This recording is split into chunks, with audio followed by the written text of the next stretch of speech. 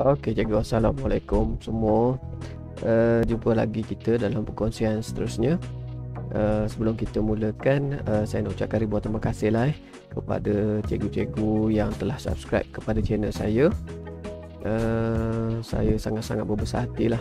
Dan kemudiannya kepada yang masih belum lagi, yang orang kata apa, subscribe, mungkin boleh luangkan masa sekejap untuk subscribe. Just tekan butang subscribe dan nyalakan butang loceng untuk mendapatkan notifikasi.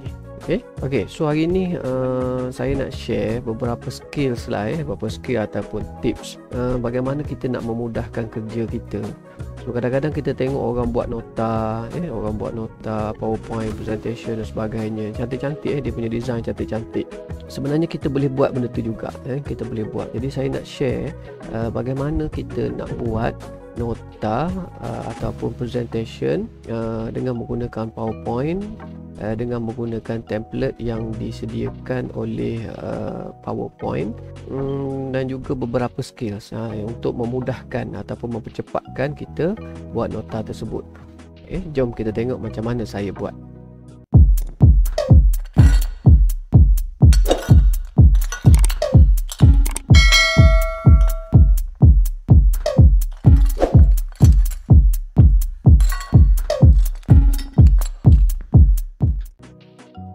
Okey, so contoh sekarang ni saya nak buat PowerPoint. So saya ada sekarang ni, saya ada PowerPoint. So ini antara muka PowerPoint saya lah. Okey, untuk makluman semua, saya menggunakan Windows 10. Saya pakai Windows 10 dan saya punya PowerPoint ni ataupun saya punya Office ini adalah Office 2019. Jadi mungkin ada perbezaan dengan cikgu punya Office, kiranya cikgu pakai version yang lain. Okey, tapi apa yang saya nak tunjuk kat sini, bila kita nak buka presentation bila kita nak buat satu presentation yang baru, biasa kita akan buat blank presentation. Bila kita buat blank presentation ni, kita nak banyak kena design, kita kena nak masuk picture, nak masuk background, nak type apa semua.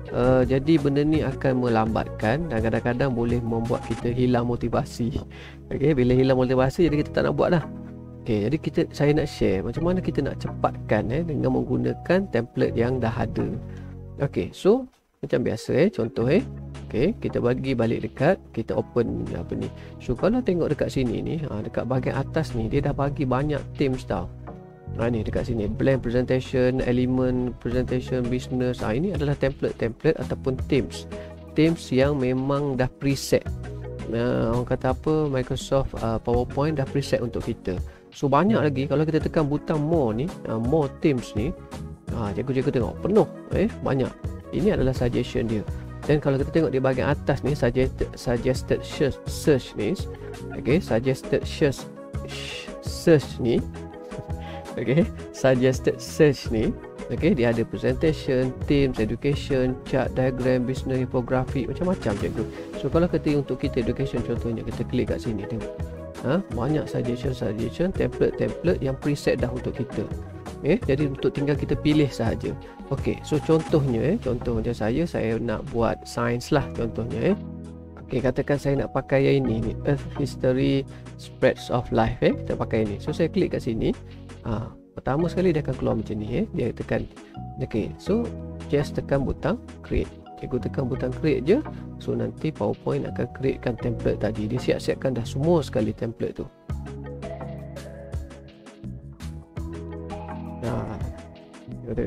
So dia dah keluar macam ni. So template dia dah ada. Cuma tinggal kita nak masukkan saja. Template tu dah ada dah. Dah ada.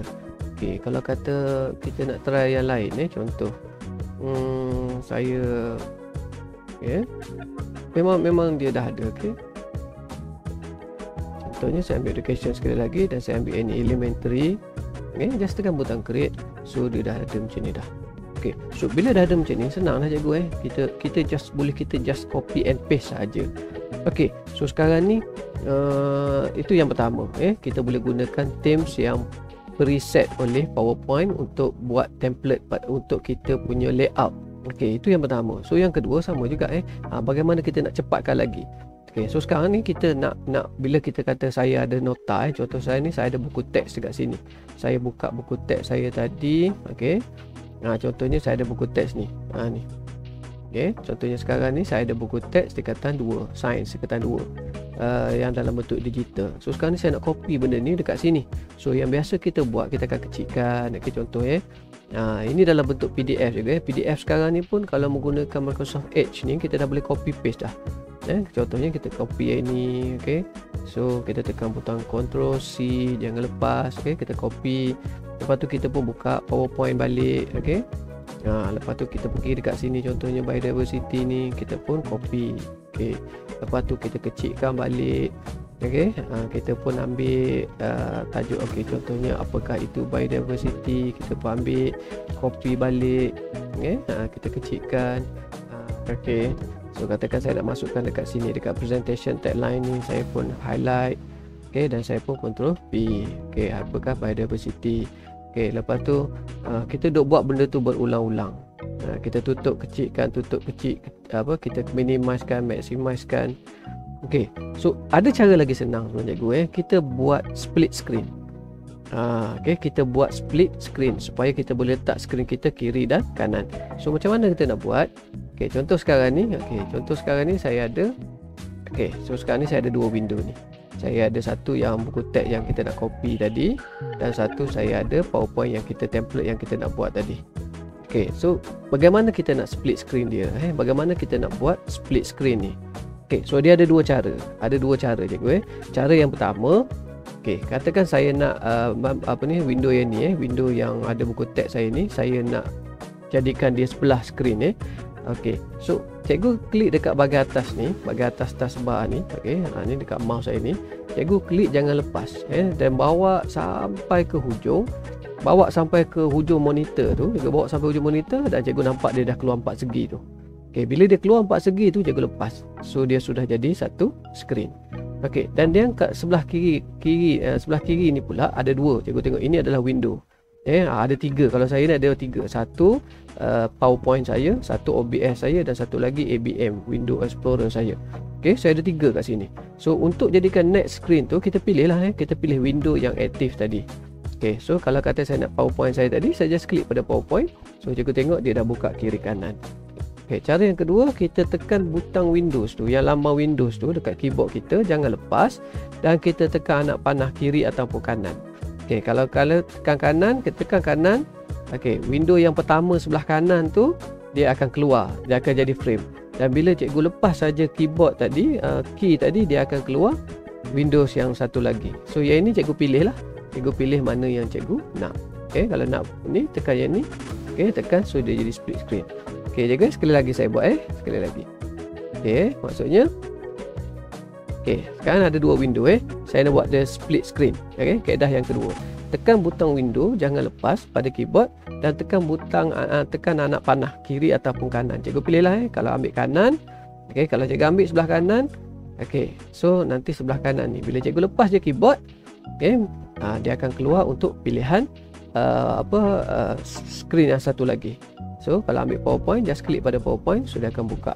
So ini cara kedua, tips yang kedua untuk kita buat orang kata split screen. So kita tak perlu lagi buka kiri, orang kata minimize, maximize. Okay, so kalau saya dah ada kat sini contohnya, okay, so saya boleh terus pilih. Okay, contoh saya copy ke pembagian. Okay, contohnya kat sini. Okay, saya Ctrl C. Okay, dan contoh kat sini saya masukkan dekat sini. Okay, ataupun saya boleh insert text lah.